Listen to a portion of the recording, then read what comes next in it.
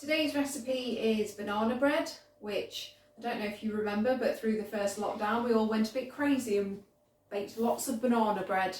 I don't know if you remember the shelves being empty at that point of all the baking ingredients like flour, but we've got some flour.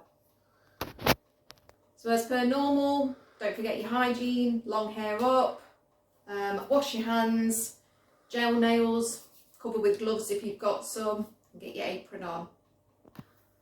So the first thing to do is to get your ripe bananas. About 3 should do.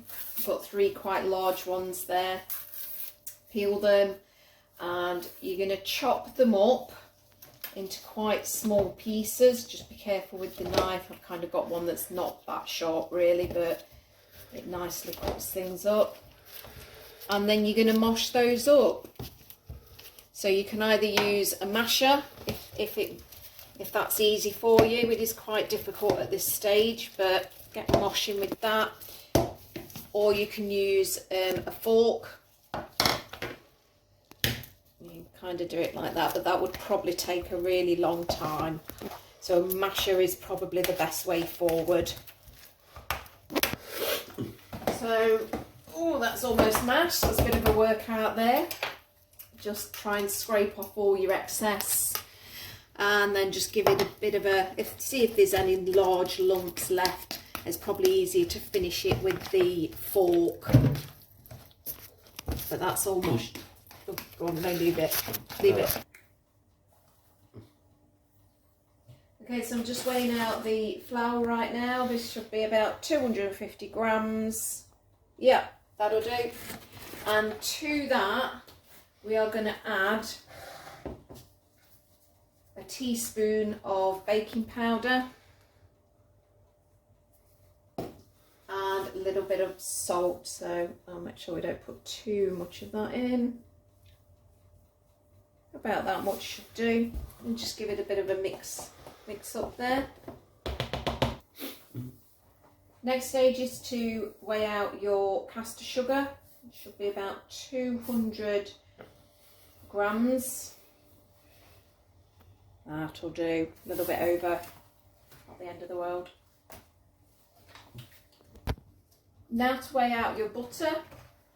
So I've just kind of cut it up into little pieces there, roughly about 90 grams, there's 70 odd there, 86, so a bit more, 94,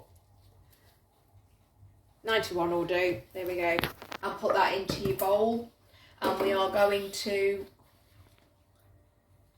mix both your sugar and your butter together. So start to cream that together using a spoon, a wooden spoon. And as you can see there, I'm sort of starting to cream the butter and the sugar together. So give that a good mix up, and it should be pale and quite fluffy at the end. Next step is to break about 3 eggs into a bowl, and then we're going to whisk them up. How many eggs you need is going to depend on how big your eggs are, I think. If you've got large eggs, then obviously probably 2 might be enough. I've got quite small eggs, so I'm going to use 3.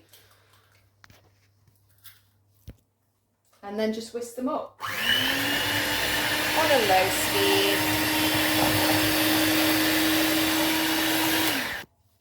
Now we're going to add some of the egg and stir that in. And then we are going to add some of the flour. So we're going to kind of alternate between the egg and adding the egg and adding the flour.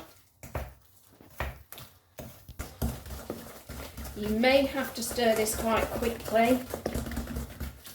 And then we're going to add a big spoonful of flour there, and we're going to mix that in as well. You might have to start slow so that your flour doesn't go everywhere, and then we're going to keep repeating that until you've used the egg and most of the flour. So each time just fold it in, just keep giving it a bit of a stir until it's kind of fully folded in, and then you may then have to stir quite swiftly. It does give you a bit of arm ache, but that mixes it all in. And then again, it's the same with the flour, you're kind of folding that in gently to begin with, so that doesn't go everywhere. As soon as it's folded in, just speed up your stirring and it should. I'll show you how to do that. There we go, speeding up and then a little bit quicker. So the last bit of flour is just going in, so I'm just going to fold that in again and stir that in. And then we're going to add the mushed up bananas. And then we're going to crush some walnuts up and add those as well. We're going to add the banana in. Give that a stir. So I've stirred all the banana in, and that's kind of the sort of texture that it is at the moment. And the last bit really is to, if you're using walnuts, obviously this is optional. Not sure if people would have allergies to this, so just be careful. And using the method that I've showed you before in my other video, we're just going to put those in a bag. There is a slight hole at the top to let any air out, and then we're just going to crush them by rolling them. Okay, so that's the kind of texture they are when they've been crushed up. So we're going to add all of those.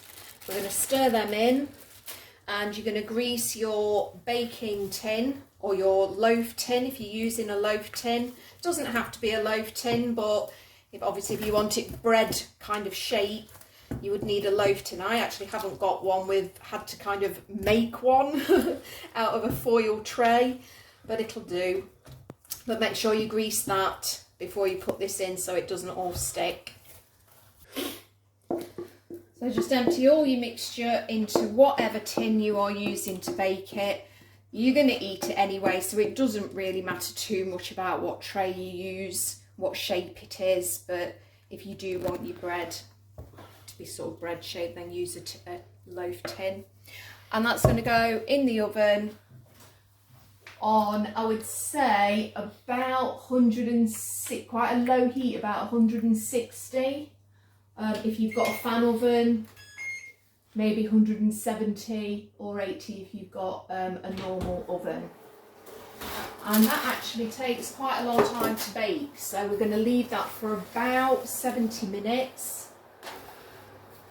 Obviously just keep checking it. If you think that the heat is too high, the temperature is too high because it's browning a bit too much on the top, then maybe turn it down a little tad.